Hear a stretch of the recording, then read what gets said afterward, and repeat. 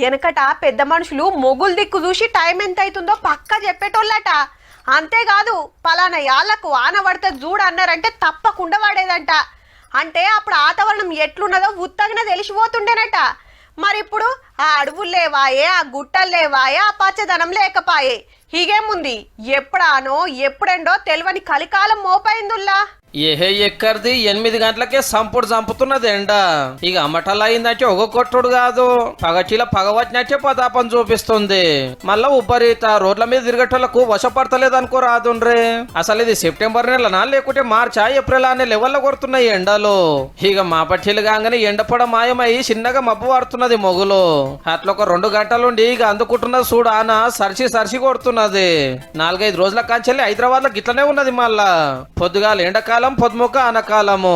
డ్యూటీలకు పోతప్పుడు ఉడకపోతా, ఇంటికి వచ్చేటప్పుడు కుండపోతా. ఇంకా గమ్మతిందంటే పంజాగుట్టల జోరుంటది, పక్కకే ఉన్న బేగంపేటలో చినుకుండది. నాంపల్లి నాన్పుతుంటది, హ్యాబిట్స్ అసలే ఉండదు.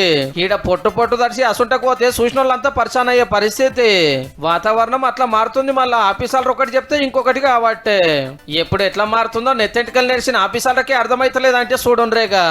చాలా మంది బందోబస్తు గరం కోట్లు వేసుకొని తిరుగుతున్నారు, ఏదో ఒక కాడ తప్పకుండా పడుతుందని. ఆల్రెడీ భూమి నాని ఉండే మొత్తమంది శంకులు పడ్డా, సడకుల మీద మడుగులు, కిలోమీటర్ల కమానం ట్రాఫిక్ జాములు. ఇంకో 4 రోజులు పెద్దానలే ఉన్నాయట. హైదరాబాద్ లోనే కాదు ఉత్తర తెలంగాణ అంతటా పడతాయట.